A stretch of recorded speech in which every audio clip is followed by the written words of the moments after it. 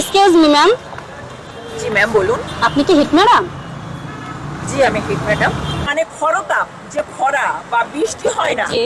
এটা কিন্তু সম্পূর্ণ কিন্তু যারা জাকাত প্রদান করে না সঠিকভাবে সেই সমস্ত পাপিষ্ট মানুষদের জন্যই কিন্তু এই বৃষ্টিটা না হওয়াটা বা খরতাপটা বেড়ে যাওয়া এগুলো হয়।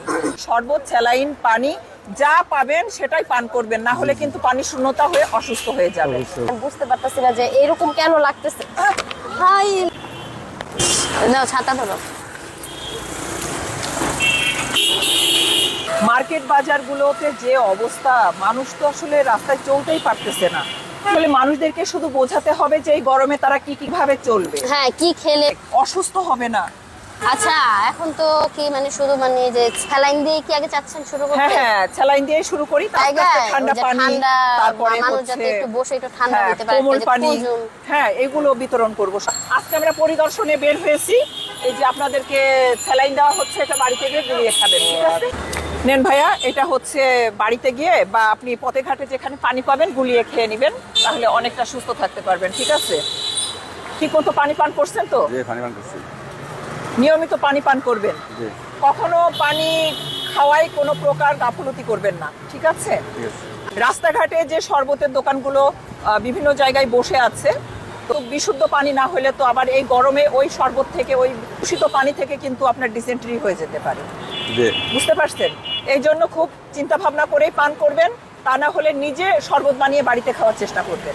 অতিরিক্ত হারে এই গরমে পানি পান করবেন, পানি শূন্যতায় ভুগে যেন অসুস্থ না হয়ে যান।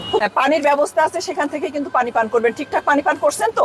কতক্ষণ পর পর পানি পান করছেন? 1 ঘন্টা আধা ঘন্টা। হ্যাঁ, 1 ঘন্টার বাইরে কিন্তু একদমই যাবেন না, ঠিকঠাক মতো পানিটা পান করবেন এবং বাড়িতে গিয়ে নিজে শরবত বানিয়ে খাবেন। রাস্তাঘাটে যেখানে সেখানে শরবত বসে আছে, বিভিন্ন রকম রং কেমিক্যাল দিয়ে শরবত বানাচ্ছে, বাহারি শরবতগুলো, ওগুলো পান করার চেষ্টা করবেন না। পানি বরফগুলোও কিন্তু দূষিত হতে পারে, সেটা থেকে গরমে আপনারা আরো উল্টো রিয়াক্ট করতে পারে, ঠিক আছে?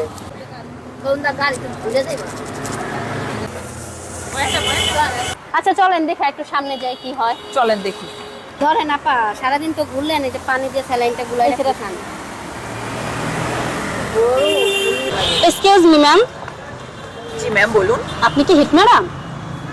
জি আমি হিট ম্যাডাম। আচ্ছা, আপনি তো এই বাংলাদেশের প্রথম হিট ম্যাডাম হয়েছে, আপনার অনুভূতি কি? আসলে আমার অনুভূতি আর কি, আমি হিট ম্যাডাম হওয়ার পর থেকে জানি বাংলাদেশে হিট অনেক বেশি মাত্রায় বেড়ে গেছে। এত এত হিট কিন্তু আগে ছিল না। আমি যে বছরটাতে হিট ম্যাডাম হলাম সেই মুহূর্ত থেকেই মানে এত বেশি হিট হলো সারা বাংলাদেশ, মানে কল্পনার বাইরে। এখন 43 ডিগ্রিতে চলে যাচ্ছে, এতটা হিট কিন্তু গত বছরও ছিল না। আমি এবছরই নতুন হিট ম্যাডাম হলাম, আর এই মুহূর্তে এত এত বেশি হিট শুরু হয়ে গেছে, কেন বুঝলাম না। এই তো এত তাপমাত্রার কারণে অনেক মানুষ অসুস্থ হাসপাতালে ভর্তি হয়েছে, এই বিষয়ে আপনি কি বলবেন? মানুষ যেভাবে হাসপাতালে ভর্তি হচ্ছে, আসলে তারা নিজেদের দোষেও হচ্ছে। বাংলাদেশের তাপমাত্রা যে পরিমাণে বেড়ে গেছে, যে পরিমাণে হিট চারিদিকে ছড়িয়ে পড়ছে, এতে কিন্তু প্রত্যেকটা মানুষের পর্যাপ্ত পরিমাণে পানি পান করা উচিত এবং সাথে স্যালাইন পান করবে এবং বাড়িতে তৈরি করা শরবত খাবে।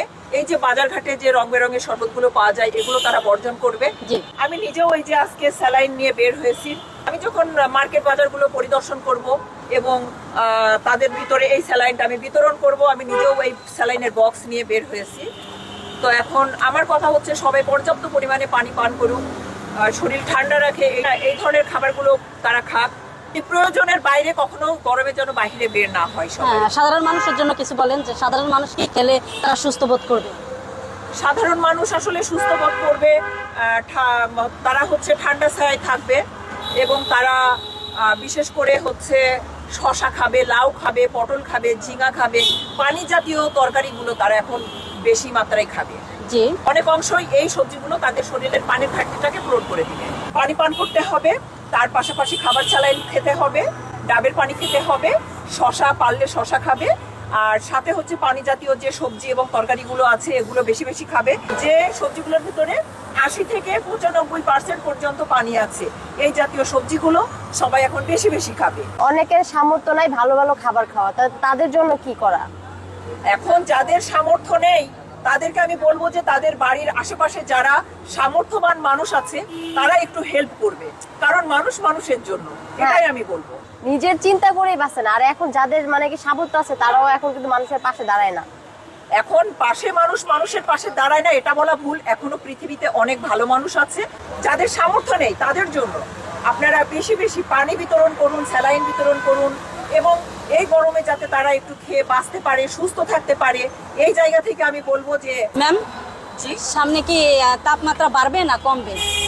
সামনে আসলে যদি আমরা প্রত্যেকটা মানুষ সচেতন হই, আমাদের নিজ নিজ জায়গা থেকে আমরা যদি সমস্ত বাংলাদেশে গাছ লাগিয়ে সবুজে সতেজে ভরিয়ে ফেলি, তাহলে হয়তোবা অনেকটা পরিত্রাণ পাওয়া যাবে। প্রত্যেকটা মানুষ তার নিজ নিজ জায়গা থেকে, এই যে এখন ফলের সিজন চলতেছে, আর যে ফলটা খাবে, আম জাম কাঁঠাল লিচু সবই সামনে আরো পরিপক্কভাবে উঠবে বাজারে, তো প্রত্যেকটা ফল যখন আমরা খাবো, ওই বীজটা আমরা ফেলে না দিয়ে যদি আমরা নিজের বাড়ির আঙিনাতে বপন করি, তাহলে ওই চারাগুলো যখন তৈরি হবে, ওইগুলো দেখা যাচ্ছে যে আমরা নিজ নিজ দায়িত্বে আমাদের বাড়ির আঙিনা বা রাস্তার আশপাশ দিয়ে যদি লাগিয়ে দেওয়া যায়, তাহলে আমরা অনেকটা পরিত্রাণ পাবো।